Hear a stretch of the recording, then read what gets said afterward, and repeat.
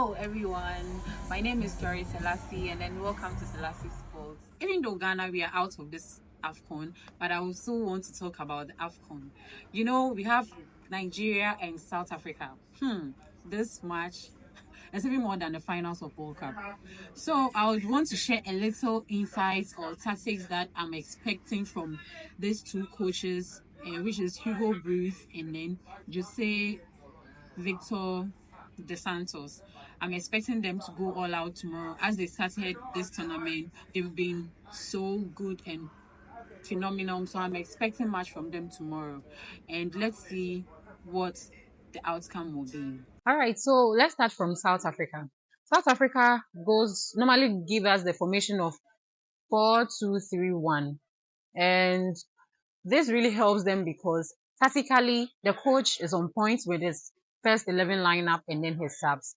Individual play too from the players, they are doing their best. Collectively, they are doing their best. This is what has helped South Africa from the group stage to the round of 16 to the quarterfinals, and then now they are through to the semifinals. So I'm expecting them to bring all these three things on board tomorrow. Yeah. Looking at how South Africa has dominated or played their matches, you could see that their way of play is normally on counter and then set pieces.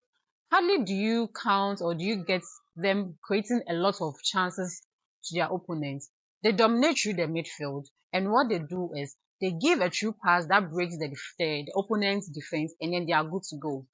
Aside that too, they rely on their set pieces. So the fouls that are created in front of their opponent's 18-yard box, they take advantage of them and then they deliver.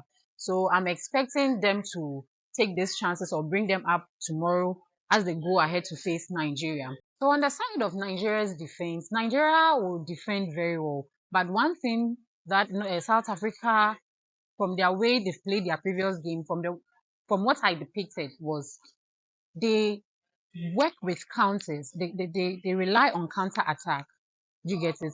And one perfect thing that they do with their defending, which is the South African side, is they try to defend outside their 18-yard box. They try to break you down in front of their 18-yard box. They hardly do entertain you in their 18 yards for them to create any mistakes. Because bear in mind, if you are defending too much as a team, it's either you cause a lot of fouls in your 18-yard or around your 18 yards, or you can easily get a penalty.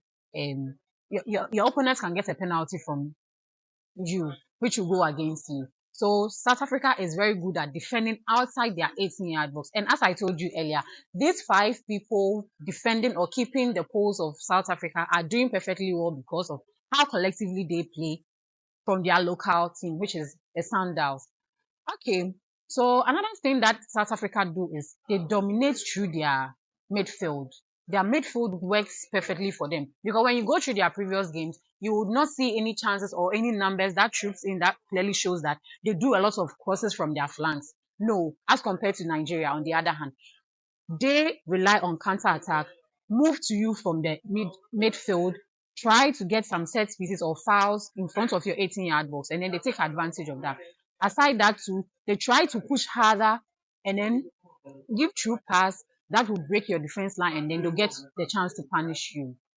So looking at what Osimhen has been doing in his previous games, I think tomorrow will be a bit difficult for him because if he thinks he's going to take the defense of the South African teams on to get Lukman, Adumole, and then the other wingers to get into the 18-yard, it's going to be very difficult, trust me, because those people, the Bafanas are really bafining.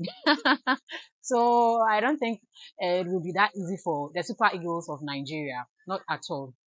And another thing that I would want to touch on is how Nigeria try to get some fouls or take the attentions of the VAR attention to review some fouls that they normally get.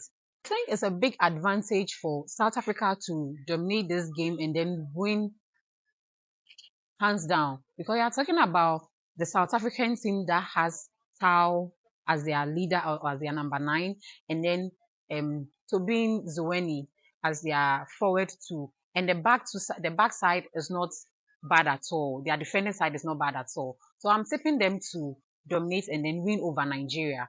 Yeah, because you're talking about a team that has about 5 or 6 players playing in the local league, like day in, day out.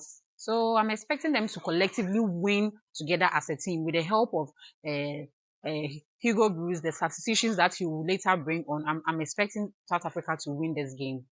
Yeah, so I don't want Nigeria to win. It will be a burden for we Ghanaians.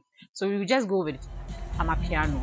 Yeah, so if it should go west, I'm expecting a draw and then an extra time. And then William, the South African goalkeeper, would finally kill these Nigerians for me. He will definitely bring down the Super Eagles. And they will have their way to the final. So South Africa for me is winning. Yeah, it's a straight win for South Africa. My name is Doris Selassie, and thank you very much for watching. Stay tuned. Bye bye.